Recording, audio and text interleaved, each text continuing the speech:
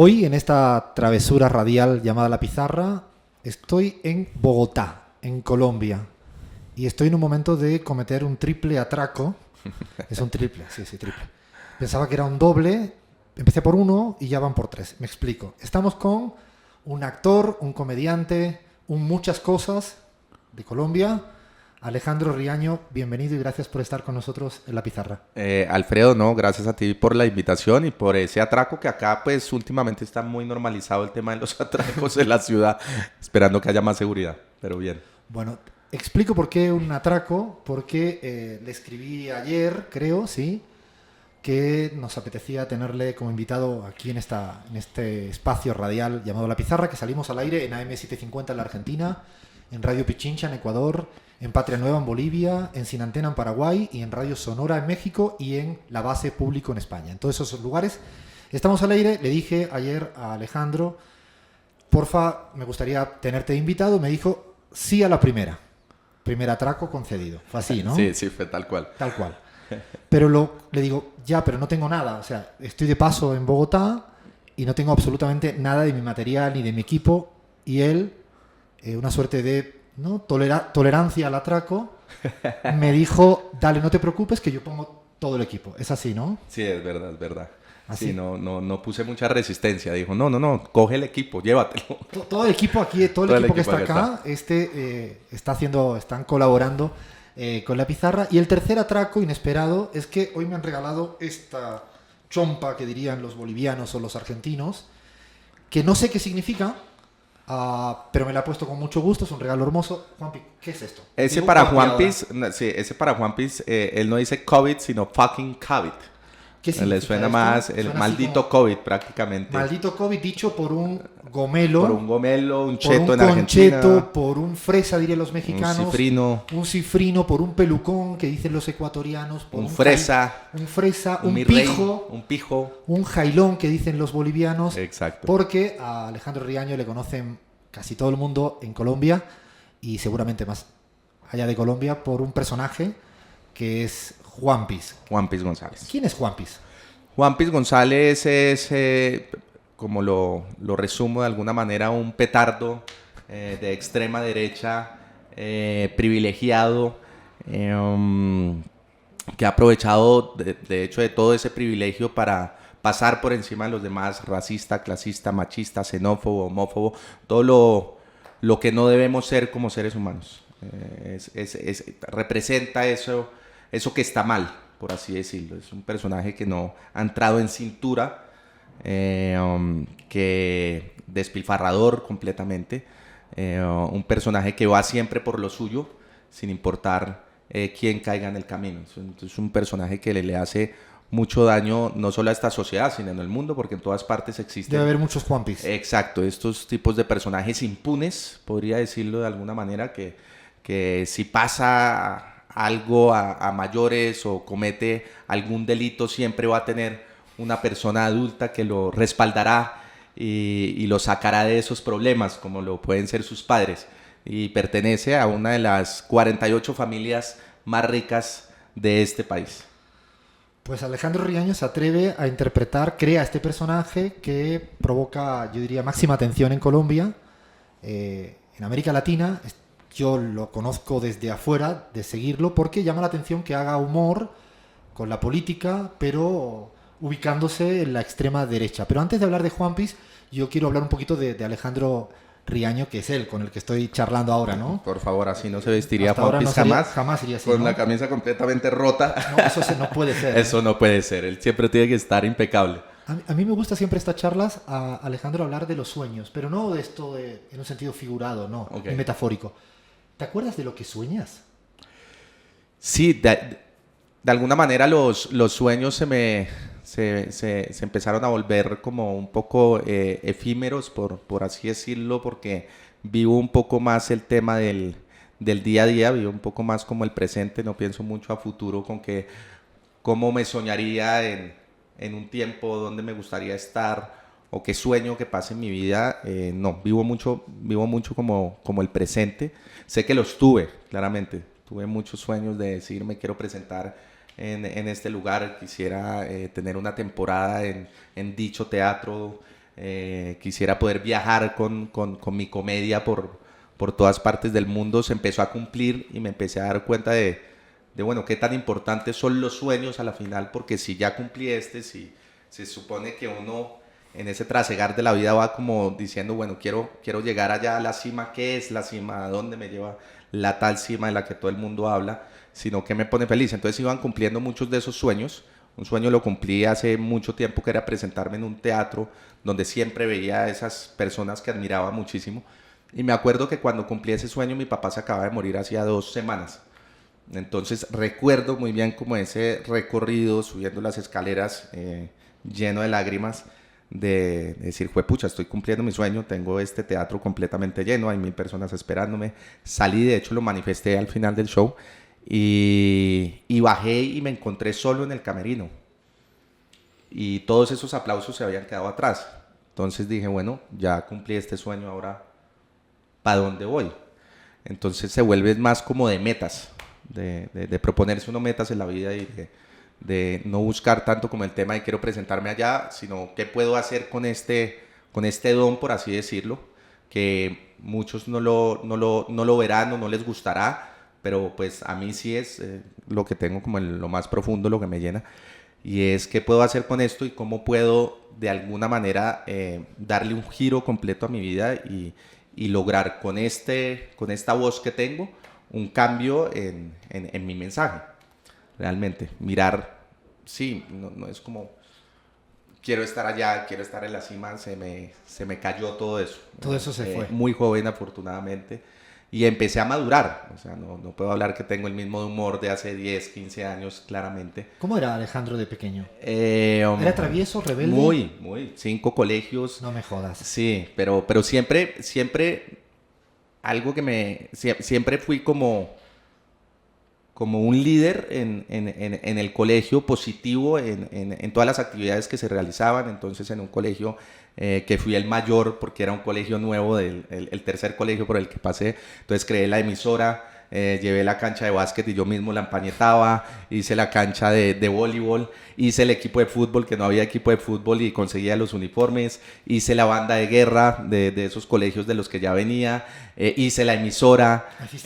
Era proactivo. Creaba equipos, entonces siempre perdía el año por estar en otro tipo de actividades que no me llamaban la atención. Si había clase de matemáticas, claramente yo estaba capando clase, mirando cómo podíamos llevar a cabo la emisora. Entonces al final, cuando me iban a regañar, citaban a mis padres y les decían, bueno, tenemos un problema muy grande con Alejandro y es que no ha entrado a clases, pero creó la emisora del colegio.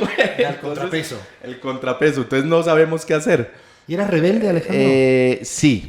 Sí, pero esa rebeldía siempre la usé de manera positiva. Digamos, cuando había mucho bullying con la gente del salón, con ciertos personajes por tener algún tipo, como le llamarían hoy, o de defecto, o de timidez o alguna cosa, siempre me iba como a defenderlos a ellos con el humor. ¿Desde tan chico utilizabas el humor como herramienta? Sí, siempre lo utilicé. De hecho, pues a tal nivel que me acuerdo un profesor de inglés que me dijo, va a pedir un favor, y es, si quiere duerma en la clase, pero no me haga chistes porque es que me descontrola el grupo, no puedo hacer. Era mejor y tenía permiso para dormir en clase. Claro, no atiendas pero no jodas. No atiendas pero no jodas. Entonces, ¿Y en tu casa había el humor como mi herramienta de comunicación o era tú el atípico? Completamente. Mi tío, mi abuelo, del lado materno y paterno, de los dos lados siempre ha habido una pelea precisamente en las reuniones familiares por quién toma el micrófono. Y hay un gran sentido del humor, y ese humor negro, sobre todo lo tenía un poco más, el humor negro lo tenían un poco más por el lado paterno, por mi abuelo, que ya murió, Guillermo Riaño. Era un humor muy negro, muy ácido. Y por el otro lado también un humor de doble sentido, blanco también, sin hacerle mucho daño a nadie, mucho juego de palabras. Entonces siempre crecí con eso. Yo lo pensaba porque yo vengo de una tierra donde el humor es muy importante. Yo vengo del sur de España, de Cádiz. Por Dios. Donde todo el tiempo hay esta suerte de las relaciones son a través del humor. Y yo era un bicho raro porque no era muy de humor. Era buen estudioso, hacía deporte y me miraban raro.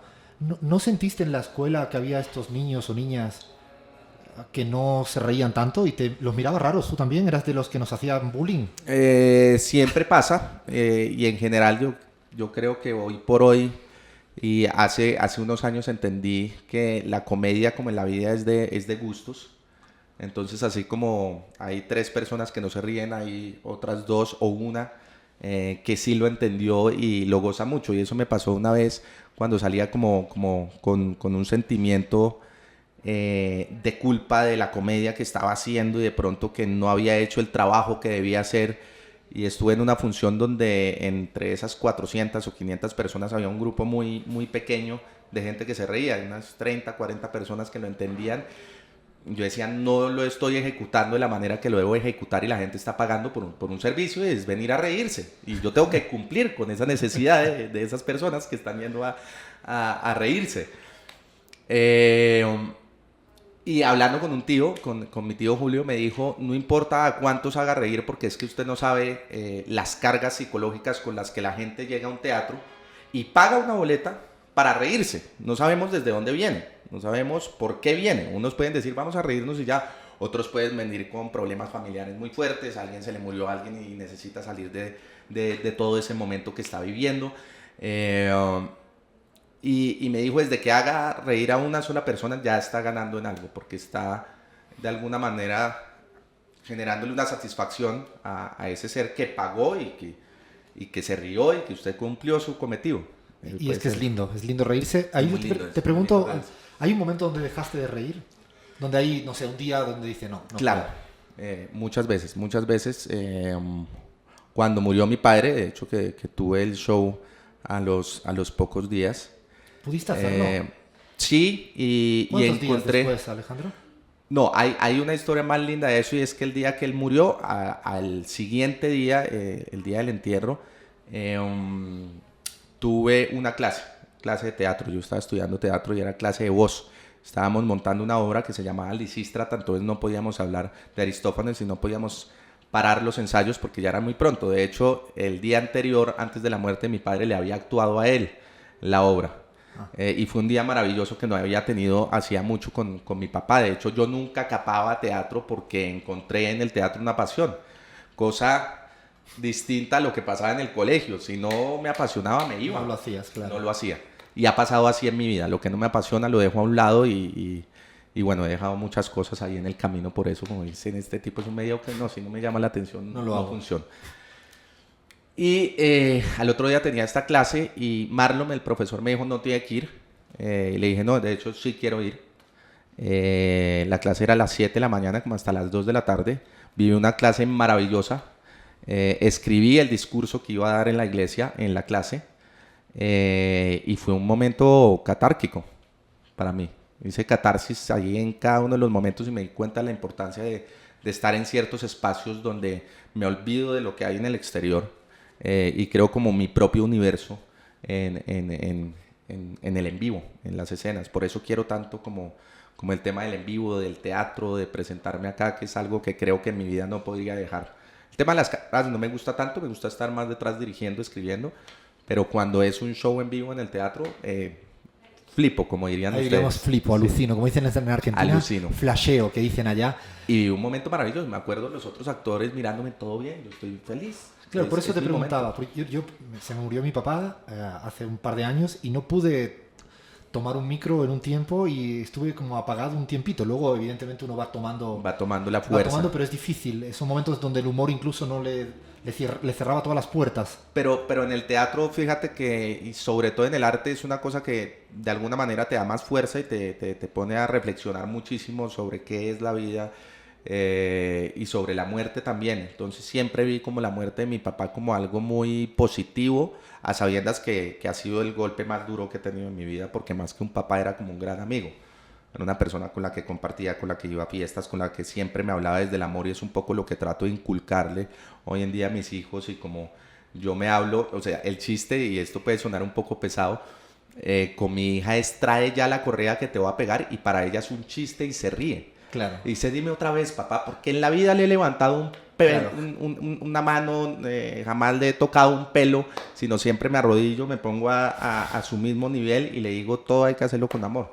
Y así trabajo y así ha sido mi vida en general. ¿De pequeño qué quería ser, Alejandro? No creo que fuera cómico o actor. Astronauta, ¿O sí? astronauta al principio, sí. ¿Y esta fascinación de a veces de los chicos de astronauta, por qué? No sé, no tengo idea, pero cuando me di cuenta que tenía mucha matemática y mucho estudio, Ay, dije, no, dije esta no. creo que no va a ser.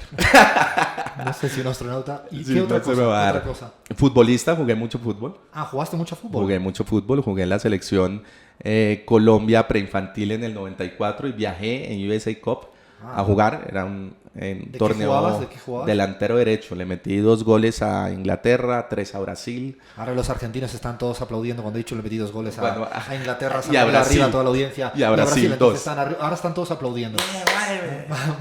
Ganda. Y futbolista sí quería ser.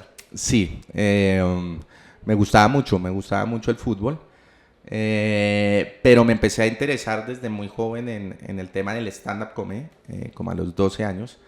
¿A los 12 años? A los 12 años. Mi primera presentación fue a los 13 años. ¿Pero más la actuación o directamente la comedia? No, directamente la comedia. Fue alguien que ¿No entró... pasaste por la vía del interés por actuación, por actuar? No. No, digamos, la actuación y el teatro llega a mi vida por esas falencias que tenía en el escenario. Y creo que me ayudó muchísimo cuando mi papá se acercó y me dijo, ¿qué quieres ser? Entonces le dije, yo quiero ser productor y director de cine. Y me dijo, chévere que si eres, mi papá era escultor, si eres director de cine o productor, pues de pronto estudies teatro, fotografía y mires otras artes para que tengas como un mayor bagaje a la hora de ¿Hiciste papeles dirigir. dramáticos? Sí, tuve papeles dramáticos. Hice una obra de Maurice Maeterlinck que se llama Los Ciegos, complicadísima para mí. Además es una obra donde los ciegos como tal, los personajes están completamente estáticos. Yo sufro un poco de hiperactividad, entonces estaba ahí quieto con los ojos doblados porque además hice un trabajo no solo corporal sino también interno con el personaje que me tocaba, de llevarme los ojos hasta allá, hasta un momento en que ya se me quedaban hora y media allá arriba, pero me empezaba a dar piquiña en plena obra, entonces estaba de repente ahí quieto, hacía... Me tenía que mover de alguna manera. Eso cuando hacía tai chi y todo esto, o yoga, Te ayudaba se me para complicaba esto. muchísimo. Ajá. Entonces siempre tenía que estar en constante movimiento. ¿Crees que vas a hacer papeles papeles dramáticos en otro momento o no? ¿Te ¿Te tienta o no te tienta? Es la pregunta. Yo creo que ya no me tienta tanto la actuación. Estar frente a las cámaras ya no me tienta tanto. De hecho, mis últimos sketches aparece Juan Piz porque es como el enganche. Pero si aparece en 30 segundos o un minuto es mucho. No quieres. Y me molesta casi que aparecer. Ahorita que hicimos la Universidad de la Corrupción, dije grabemos toda la parte mía rápido para poder estar dirigiendo porque me apasiona más estar como La dirección que lo otro. del otro lado. Me apasiona muchísimo y estando del otro lado en este último ejercicio que estoy haciendo por aprender y aprender para nuestra primera película o nuestro primer largo que viene muy, muy pronto. Me di cuenta de lo que éramos los actores en escena y somos desesperantes, insoportables. Te iba a preguntar Eran jugando a las 3 de la mañana, manitas calientes, molestando y uno concentrado, ¿cierto, Sol? Uno concentrado, uno, los voy a matar. Te iba a hacer una pregunta respecto Y de yo eso. era así. Por eso, y de hecho la tenía para más adelante, porque se lo he preguntado a toda la gente que ha pasado del mundo del cine por la pizarra. Cecilia Roth, Grandinetti, Dolores Fonsi, Sacristán. ¿Hay demasiado ego, Juan Piz? Alejandro, hay demasiado ego en este mundo. Demasiado. Pero es más ego en el mundo del espectáculo que en el mundo del fútbol. Del audiovisual. Es mucho más que en cualquier otro lugar. En los dos. El tema audiovisual, en ese medio hay un ego tremendo. Que inflación de ego. Insoportables, inflación total. Bueno, ¿qué lente estás manejando? ¿Qué cámara? Yo hice esto, yo hice lo otro. Entre todos los del equipo. Y en la actuación lo mismo. Parte de mi salida de todo ese medio de la actuación y de todos los medios tradicionales de este país y de volverme completamente independiente y de crear como este grupo, podría llamarlo así, maravilloso, con un fin. Es eso. A mí me llamaban para eventos todos los días, la marca todos los días, dejé de hacer marcas, dejé de hacer eventos. Empecé a concentrarme un poco más en el qué hacer, en el cómo desde el humor o desde mi voz puedo ayudar a visibilizar todo lo que está pasando en nuestro país, a darle voz a quienes sí tienen voz, porque acá dicen no tienen voz, pero amplificar esa voz. El mundo tiene una voz. lo doloroso acá es que no la dan y tenemos como los medios para poder amplificarla de alguna manera, y eso es como el sentido social que tenemos nosotros aquí en Riaño Producciones, y lo que nos ayuda a aprender cada vez más, porque muchas veces cuando trabajamos con las comunidades y es un poco ese discurso del blanco colonizador que llega a la comunidad a decir yo vengo a ayudarlos a todos ustedes, mentira, ellos no necesitan de nosotros, de absolutamente nadie, el que termina aprendiendo es uno. Entonces es muy bonito lograr conocer todas las costumbres, lograr conocer el propio país de uno, salir de esa burbuja en la que estuve metido durante mucho tiempo, como abrir esa cremallera y salir y decir no quiero estar allá, quiero estar acá, quiero aportar en algo, pero me han aportado más a mí realmente. Lo que era hace 10 años no tiene nada que ver a lo que soy hoy en día, y sigo siendo un privilegiado y no tengo un lío con eso, sigo teniendo la buena vida que he tenido siempre, pero sin hacerle daño absolutamente a nadie, siendo un poco más consciente de lo que hago. Yo hay algo de... O sea, estamos hablando con Alejandro Riaño, que interpreta el personaje de Juan Pis. Para el que no lo hayas escuchado o visto, yo desde ya le hago una recomendación, y no soy muy de protocolos, se me ve a leguas. Véanlo, es fascinante, es un humor muy inteligente y no quiero que se sonroje, como muy fino, muy bien apuntalado, y además interpretando a un tipo ultrafascista que se pone... yo diría que uribista, diría que podría ser trampista, en Argentina podría ser de, no sé, Milei, digo porque es el actor de la política ultraderecha. El tirano. Bueno, el tirano, el más duro, y lo interpreta y empieza a hacer humor. Dos preguntas del tema humor ya en tu personaje. Y creo que es importante aclarar algo ahí cuando dicen que hay mucho morbo, está muy sexualizado o hay mucha grosería, mucha palabra grosera, y es... Claramente en mi vida no lo hago de esa manera, pero el que diga huevón tantas veces o marica, que lo haces todo el tiempo. Se pueden contar 20 huevones o maricas en menos de un minuto. Es porque así son este tipo de personajes y los he estudiado muy bien. Entonces, huevón, marica, ¿usted qué? ¿Cómo va? Huevón, marica, puta, bien, huevón. Y eso le molesta también muchísimo a mucha gente. Porque pero hago las caricaturizas verdaderamente tal como son. Tal como son. Hay una pregunta que yo tengo con el humor. O sea, la historia política colombiana es dura. Sí. Ha sido y es dura. Aquí se mata a la gente. Líderes sociales, políticos, candidatos. ¿Cómo se lleva, cómo se concilia el humor en una sociedad con mucho odio, muy atravesada por la violencia? ¿Cómo se maneja? Para mí es una pregunta que me la hago porque... No, total. ¿Cómo lo maneja eso? ¿Lo has pensado? ¿Lo has conceptualizado? ¿Lo has teorizado? Lo he conceptualizado, lo he pensado muchísimo hasta dónde podemos llegar con ese humor, hasta dónde, porque está en esa delgada línea, que era lo que hablábamos ahora cuando estábamos almorzando, y que se ha traspasado esa delgada línea, pero se ha traspasado es porque pienso que por encima de lo que estamos haciendo, que es, por así decirlo, humor que no es humor realmente porque es muy doloroso, utilizamos esta herramienta para que a la gente le llegue el mensaje de una manera más sencilla, que tenga mayor entendimiento, podría decirlo, porque la gente es una herramienta muy poderosa, demasiado poderosa. Hablémonos o remontémonos a la época de Aristófanes, con el tema de Lisístrata, que fue una obra que hice, que utilizaba de hecho todo el humor para hacer que los hombres dejaran la paz, y lo sexualizaba también. Era como nos abstenemos todas las mujeres del sexo para que ellos dejen la guerra y vengan acá a la casa, pero todo era tratado con humor, y se hablaba de los falos y el baile también sexual de la época. Entonces, entendiendo todo esto, era, bueno, ¿hasta dónde podemos llegar con el humor? ¿Hasta dónde podemos llegar con el mensaje? Y creo que es un universo muy, muy, muy, muy, muy amplio, muy amplio. Pero sentimos que lo que hacemos, por más doloroso que sea y que le llegue a la gente, nunca va a ser tan doloroso como lo que ha pasado en este país y como las muertes que han dejado esas personas que están completamente impunes hoy por hoy. Entonces es como, podemos seguir siendo más ácidos, podemos seguir siendo más fuertes, y a la final, uno de los comentarios que más me gusta en cada uno de los videos que veo míos y en los comentarios que dejan es como, no sé si reír o llorar, y a la final nuestro trabajo va más hacia el llora realmente y siente lo que está pasando en esta patria boba. ¿Mm?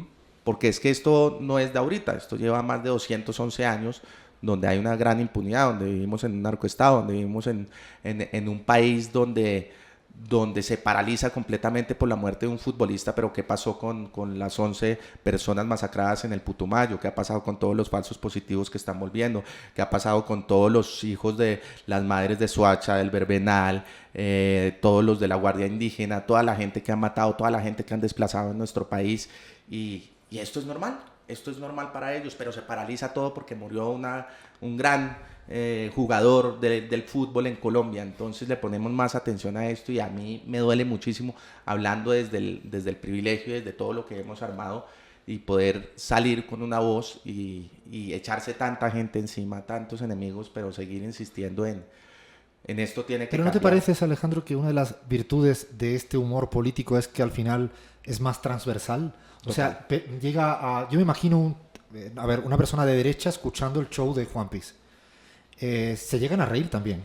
Claro, ¿O no? y viene muchísimo también. ¿Tú vienen sientes eso en el muchísimas público? Los que se incomodan por lo que dices, Al pero a la final- vez se hace gracia. Es una suerte como de dialéctica extraña que debe entrar la persona que entra, ¿no? Es muy raro porque al final, desde que inicié el show, desde que lo escribí, al principio había un stand-up, después venía la entrevista, pero siempre hubo la reflexión del final, desde hace 4 años, y es quitarme las gafas, quitarme todo lo del personaje y empezar a hablar de lo que debemos ser como seres humanos, teniendo todos los errores del mundo, porque no soy quien para venir a decir esto está bien, esto está mal, sino también aceptando todos mis errores e invitando a la gente a tener humanidad. Es un tema de humanidad, no es un tema de centro, de izquierda o derecha, porque uno puede ser de derecha, o una persona puede ser de derecha, pero a la final pues es de derecha en sus pensamientos, pero no le ha hecho daño a nadie. Claro, en su y día a no día trabaja tiene- en su es ideología, humanitario. Sí, pero es un buen absolutamente. ser humano, habla con otras personas, está también en el del centro, que ¿qué es el centro en este país? No sabemos qué es el centro en este país. Hay que preguntarle a Y también de la Fajardo esto, izquierda, esto a es- Fajardo hay que preguntarle. Yo no me voy a meter en esto. Sí, no se vuelve a ir a ver ballenas, pero ¿qué es el centro? ¿Qué es la izquierda también en este país? ¿Qué necesitamos en este país? Yo creo que es lo que necesitamos realmente, y va a sonar muy fajardista lo que voy a decir, y es un líder que reúna todas esas distintas maneras de pensar y lo siente en una mesa. Y si tanto quieren sacar este país adelante, entre ellos lo deberían sacar adelante. Entonces es, bueno, tú que eres de derecha, ¿qué piensas? Tú que eres de centro, tú que eres de izquierda, ¿cómo llegamos a un punto de encuentro? ¿Cómo hacemos ese puente donde nos encontremos y de verdad podamos hacer eso realidad y saquémoslo en vez de seguir peleando y echándonos toda la mierda de un lado al otro? Suena utópico lo que estoy diciendo, no va a pasar porque la política no es altruista, porque eso es una mentira que nos han vendido humo. Ellos aparecen cada 4 años a ir a los barrios, a trabajar con la comunidad, a prometer 1000 cosas, pero empiezan a recibir dineros de otras partes, de otras campañas, de todos estos empresarios, y resulta que no terminan gobernando, sino para esos empresarios que invirtieron en esas campañas. De hecho, Juan Piz, una de las cosas particulares en tu personaje es que ni siquiera eres hipócrita. Exacto. O sea, eres frontal. No, como que te da hasta fiaca, dirían los argentinos, de que no te gusta acercarte a los barrios populares. ¿Para qué, no? Exacto. Eso lo dices hacer? todo el tiempo. Lo digo todo el tiempo, pero en campañas sí lo hago. Claro, ahí Toca. te toca, ¿no? Toca Te jode, pero hacer te el toca, esfuerzo. ¿no? Toca ir a cargar el niño, toca ir a comer la comida de ellos, porque además mira cómo habla de ellos, como si fueran ajenos a... Ni siquiera conoces el país, ¿no? Ni Lo siquiera dices todo el conoce el tiempo. país, ni siquiera conoce el país, no conoce las regiones, los municipios, los barrios, absolutamente nada. Simplemente va donde lo tiene que ir y a donde sabe que están los votos y comprarlos. Es así de sencillo. ¿Dónde está el voto? Claro. Y ahí Porque sí. resulta que tenemos más de 22 millones de pobres en este país. Entonces, ¿a dónde hay que llegar? A donde esos pobres, como tal. Y una pregunta también que me hago ¿es porque está cambiando algo Colombia que en estos últimos años es más aplaudido lo que haces? Te lo hago de otra manera. ¿Crees que hace 15 años, 20 años tú podrías hacer el mismo humor político que ahora? ¿O es una cuestión epocal, que diría algún No, sí, teórico? era muchísimo más conservador este país hace Eso. 20 años. Creo que hubiera sido Más difícil, ¿no? imposible, mucho más difícil. Y pues hemos visto lo que ha pasado con esto, sobre todo hace 20 años, con un humorista que por hacer este tipo de humor político, pues terminó muerto. Cuéntale. La de Jaime Garzón, ¿no saben? Ah. Eso fue hace 22 años, está cumpliendo. Entonces, pues para nadie es un secreto y la incomodidad que generaba en ese momento. Ha sido un país muy, muy conservador, pero sí ha habido ciertos cambios, sobre todo acá en la capital, en Bogotá, que es del otro extremo realmente. Acá nunca ha ganado como tal los últimos años la derecha siempre está como a la defensiva de eso. Y también nos ha dejado pues personajes en los que confiábamos de alguna manera y que han hecho un trabajo nefasto y muy doloroso y que terminan estirando también para este otro lado. Creería yo por lo que estaba hablando anteriormente, porque es que no terminan gobernando para el pueblo, como dicen ellos que van a gobernar, ni con sus ideales, sino para quienes invirtieron en dichas campañas. Y es lo que muy poca gente entiende. Yo en mi serie fui muy reiterativo en decir, nosotros, Juan Pablo González, su abuelo, Luis Carlos, decía, no nos metemos en la política, nosotros trabajamos desde las sombras. Entonces no te metas en la política, no nos manches el apellido. Nosotros damos la plata, pero ellos nos tienen que dar todo el territorio nacional eso, ¿no? Completamente. Si la plata no está ahí, los que hacen los negocios son ellos, nosotros les damos la plata, hagan esto, esto, esto. Los que gobiernan son quienes están detrás, que llaman y dicen, no me gusta ese ministro, sácalo de una vez. No me gusta esta otra persona, sácalo de ahí. Entonces a la final el presidente es un comodín realmente ahí. Y quien toma las decisiones ni siquiera es el presidente, y acá no hemos entendido ahora. Las votaciones por las legislativas en este último año fueron las más importantes en la historia de Colombia, las más grandes, que eso demuestra un cambio. Son las que de verdad deberían importar, porque son quienes toman las decisiones. Si el presidente quiere ir y decir, bueno, vamos a pasar este nuevo proyecto, el que lo tiene que aceptar es el Congreso. Entonces creo que ahí la balanza sí ha cambiado mucho. Creo que hay gente importante en Cámara, que son 108 representantes, en el Senado, que son como 174 aproximadamente. Un cambio muy notable claro, y eso muy genera importante. una relación diferente también con lo que hace. Total, con lo que vaya a pasar en el gobierno que llegue. Hay una... a quien no lo haya visto, yo sigo insistiendo que vea las entrevistas que le hace a la mayoría de los candidatos. Han pasado muchas y muchos.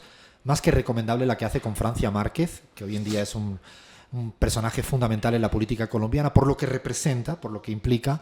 Ha pasado Fico Gutiérrez, de la derecha colombiana, ha pasado Petro, han pasado muchos.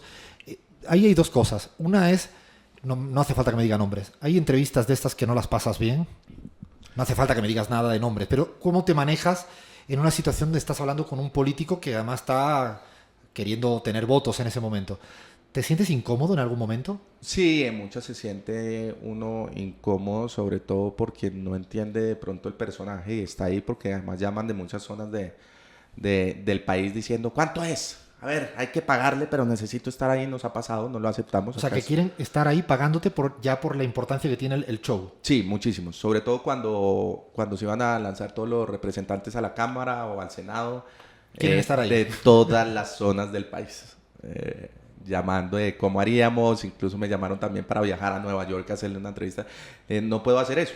No lo puedo hacer porque si se la hago a una persona se la tengo que hacer a todas, y es el ejercicio que estamos haciendo con el tema de las presidenciales acá, que necesitamos que el último sea o el personaje que hemos llamado que no nos ha contestado últimamente, pues es Fico, y lo necesitamos acá para que la gente conozca y vea el mismo ejercicio para todos. El mismo es el mismo, cada uno tiene pues los trapitos al sol que llamo yo que hay que sacarle. ¿Y por qué cree que no quiere?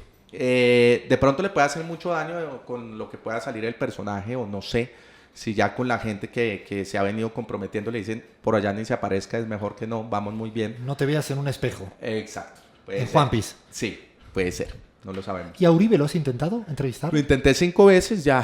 O sea, lo has intentado, ¿no te molestaría entrevistarle? Fue de las primeras.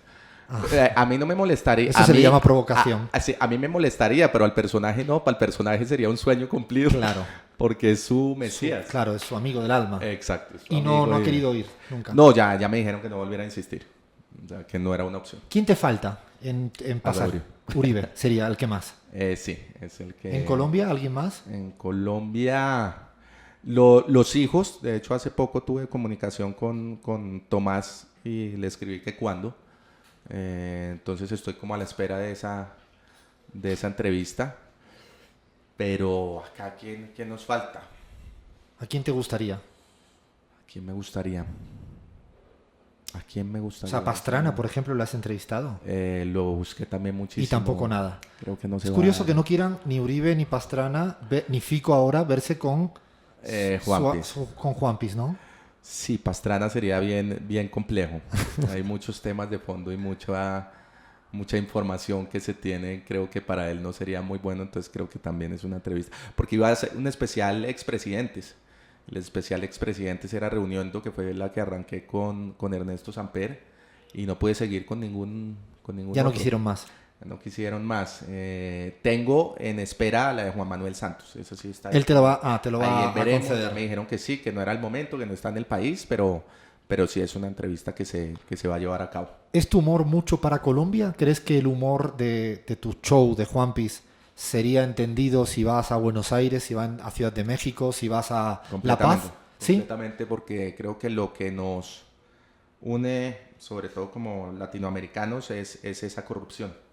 Sobre todo lo que pasó en Chile, todo lo que ha venido pasando, todo ese cambio que ha venido pasando en toda Latinoamérica, que se ve en quienes eligen, pues es un humor que tiene una repercusión muy fuerte en cada uno de estos países, y lo empezaran a ver, porque de alguna manera, si no son los mismos nombres, son las mismas acciones las que realizan estos personajes. Entonces siempre el mensaje es, porque me llaman el tibio muchas veces, y creo que hemos sido muy, muy fuertes en nuestro mensaje, en nuestras investigaciones, en el noticiero, en nuestros sketches, por lo que no hemos tomado posición con un personaje político, y es porque en todo este ejercicio que hemos hecho, el sentarme con cada uno de los políticos, ver su equipo de trabajo, ver cómo piensan, ver cómo se mueven, me hace asquearme cada vez más de la política de dichos personajes.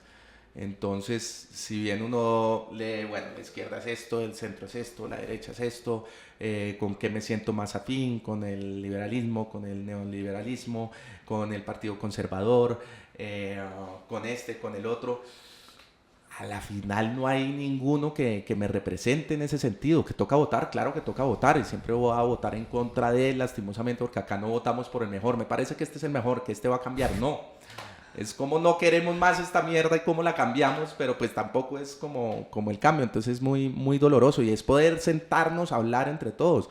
Sé que el personaje es muy transgresor, completamente así se creó. Es un personaje que hace muchísimo daño, y para quienes lo entienden lo agradecen. ¿Se molesta mucho la gente con el personaje? Claro, pero los que saben a quienes se les está tirando, porque es que me dicen, ay, ¿por qué no le tira a la otra persona? Y yo, porque no es el que está gobernando. Es que resulta que los crímenes de guerra no están pasando por esta otra persona. Resulta que el país en este momento no está por esta persona. Y en su momento, si no empieza a cumplir esa persona lo que dice, se le va a dar a todo el mundo por igual. Y en las entrevistas se le saca a todo el mundo lo que decía anteriormente, los trapitos al sol, usted hizo esto. Como lo hacíamos con Petro, las bolsas, responda por las bolsas, venga, tome este arma, no, nunca tomé el arma, pero a ver, ¿cómo es la joda? No, de hecho la entrevista que le haces a Petro yo creo que es incomodísima, igual que incómoda es la que le hiciste a Fico en su momento, a la propia Rodolfo, Francia. A Francia, a cada uno, a todos por igual, porque también deben responder por eso. ¿Tienes miedo que te atrape demasiado el personaje hacia adelante? ¿Has pensado eso, me imagino? ¿Que me atrape a mí? O incluso para tu carrera, lo que quieras hacer en tu vida, que no puedas salir nunca de esa suerte de personaje ya reconocido. Creo que vi una película reciente que es como que solo la gente le veía como Juanpis. Sería, sí. ¿no? En la película. En la película como... ¿Te ocurre o no has pensado en eso? Me ocurre que la gente piensa que soy un Juanpis por vivir en el privilegio, claramente. Ajá. No me conocen, entonces como que eso no me molesta, porque pues no conviven conmigo y son simplemente cosas que piensa la gente, por así decirlo, pero no creo que vaya a pasar por lo que te decía, que muy pronto pienso abandonar la actuación como tal y estar detrás. Entonces creo que va a ser así el tránsito. El tránsito va a estar en la dirección del cine y denunciando desde otro lado del arte y sin humor, que a la final los últimos sketches que hemos hecho no tienen humor. Entonces la gente se monta y dice, qué malo se volvió Juanpi, no me hizo reír en esto. Y mi intención no querías hacerle reír. Hacerlo reír. De hecho, en Netflix, mucho de la pelea con ellos era, no, pero esta parte no tiene humor. Y yo, sí, pero tiene una denuncia maravillosa. Y eso no salía. Entonces, han sido muchos conflictos de qué quiero mostrar. Entonces dicen, no, qué mamera este man, se volvió súper mamerta, se volvió. Y no es mamertería, a la final es un tema de humanidad y de poder visibilizar lo que está pasando para un tema de no repetición. porque es muy doloroso. Hay una frase acá muy conocida de quienes no conocen su historia están condenados a repetirla. Resulta que quienes hemos venido conociendo la historia nos toca estar condenados a repetirla por esas personas que no conocen la historia. Entonces es desesperante lo que pasa en este país, es muy doloroso, porque vienen y vuelve y lo repite, y vuelve y lo repite, y sigue mal. Y lo que pasa con esto es el miedo a perder nosotros ciertos privilegios. Eso es lo que pasa y por eso se sigue escogiendo este tipo de gobiernos. Es como, sí, no me gusta, pero necesito que este esté para que mi empresa salga adelante, para que todos estemos bien, pero a la final, cuando eso sigue pasando, pues las muertes que hay detrás son muchísimas. Y eso no nos damos cuenta, y eso es pensar desde el privilegio, y eso no es pensar en las miles de personas que han tenido que huir de sus propias tierras, dejarlo todo para que nosotros estemos cómodamente acá en la ciudad como si nada pasara. No, pero si todo está bien, no todo está bien. Volvieron las guerrillas, volvió la guerra, sigue habiendo masacres en todas partes del país, estuvimos en un paro armado, el mundo está en guerra, en su tercera guerra mundial, y no, acá tenemos unos medios de mierda, digámoslo así, como lo es Semana, como lo son también otros medios de comunicación, como Las Dos Orillas, como Pulso, que solo se están ensañados como en mostrar la vida de qué hice yo, qué hizo el otro influenciador, quién se casó, y así armamos como una cortina de humo a la realidad de lo que esto está pasando. Yo no sé cómo duermen esas personas de dichos medios de comunicación, porque a la final están haciendo un daño enorme a este país, y es esconder la realidad, y eso está muy mal hecho. Entonces le meten a la gente por los ojos que este debe ser el presidente, que esta persona, y empiezan a tergiversar toda la información que nosotros hemos venido investigando con las mismas víctimas, con los actores del conflicto, y que sabemos que todo lo que están diciendo allá es completamente falso. Entonces salimos con un noticiero, salimos con unos sketches, salimos con unas entrevistas políticas y denunciamos lo que está pasando. Entonces ahora el que es un problema soy yo, porque soy quien es el incendiario de este país. Entonces soy el incendiario. Entonces no mostremos la realidad, quedémonos callados, sigamos todos felices como si nada pasara y listo, que sigan matando gente. Yo sigo viviendo mi vida porque dejé de culparme por lo que pasaba acá, porque trabajaba con las comunidades, porque decía vivo con todos los privilegios en una casa maravillosa que me compré y que me soñé, con mis 3 comidas al día, con agua caliente, con alguien que me ayuda en la casa, con esta empresa maravillosa. Y entonces dije, juepucha, ¿será que es que tengo que salir a vender todo esto para ayudar a otras personas? Y después entender que, primero, eso no es culpa mía, lo que está pasando.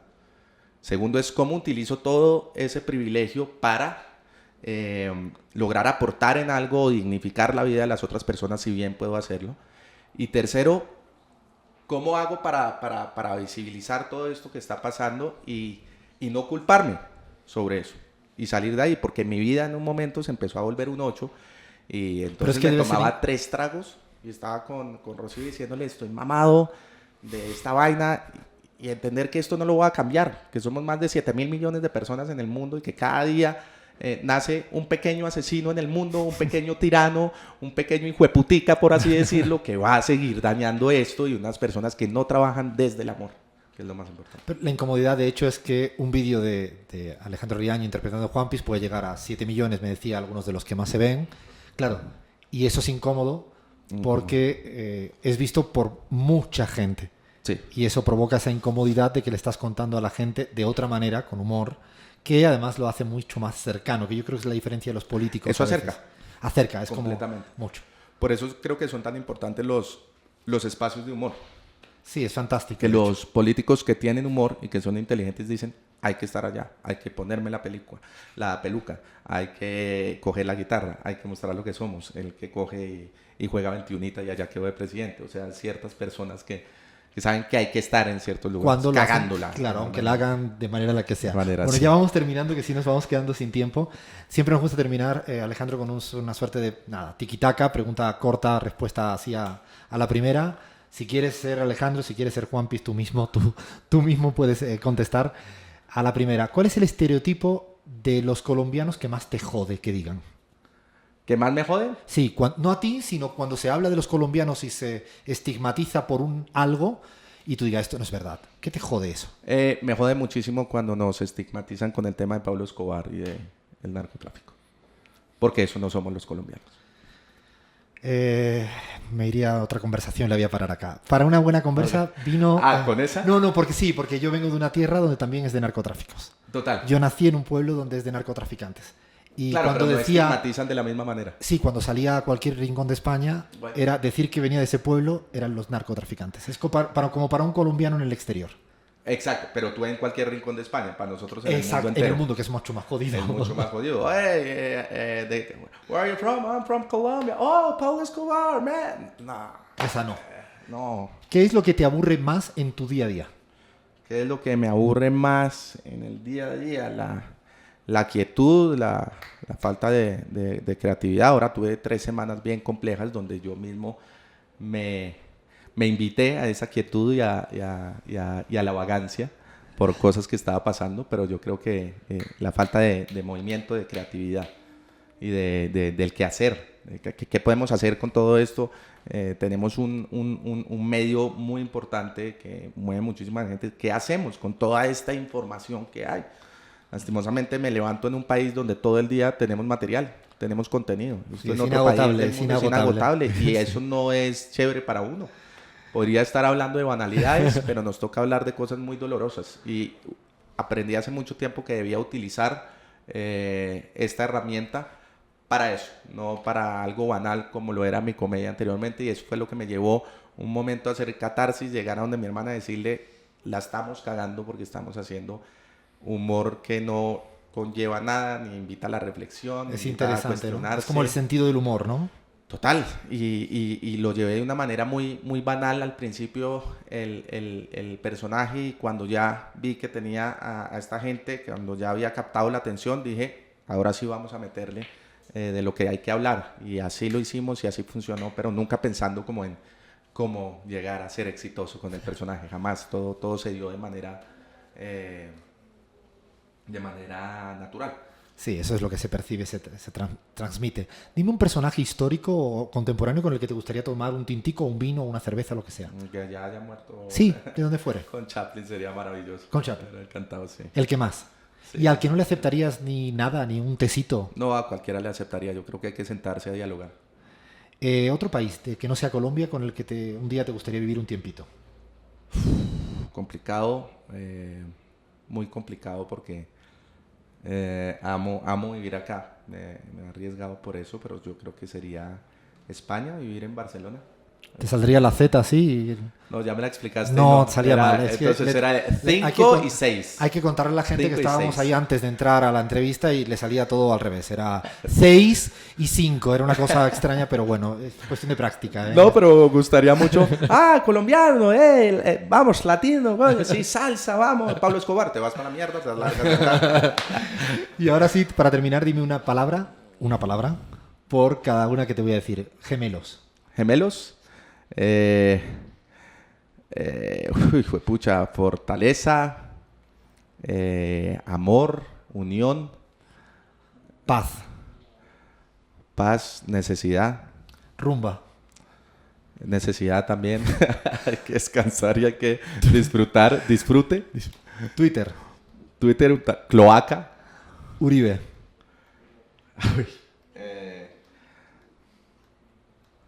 tirano,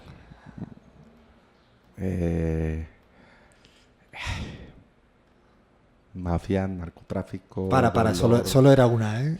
No. Y la última palabra, déjame una palabra escrita para la pizarra. Va a sonar muy básico, pero así trabajo yo.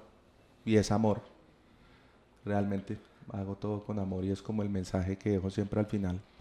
Suena muy, muy, muy básico, pero creo que, como decían los Beatles, todo lo que necesitamos, todo lo que necesitas es amor. Creo que desde que uno trabaje desde ahí, todo tiene sentido.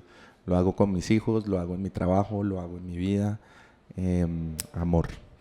No solo terminar así, pero desde que entré en este teatro, sentí, pero por cada rincón, mucho amor. Muy buena onda. Así que gracias, Alejandro, por el ratito de charla en la pizarra. Sí, gracias a usted por la invitación. Y sí, acá se respira eso afortunadamente y la gente lo ve en cada uno de los detalles, en el equipo de trabajo, que es maravilloso porque esto no lo hago yo solo, sino hay un equipo genial que trabaja día a día por eso, por destapar esa esa verdad, por mostrar la realidad de nuestro país.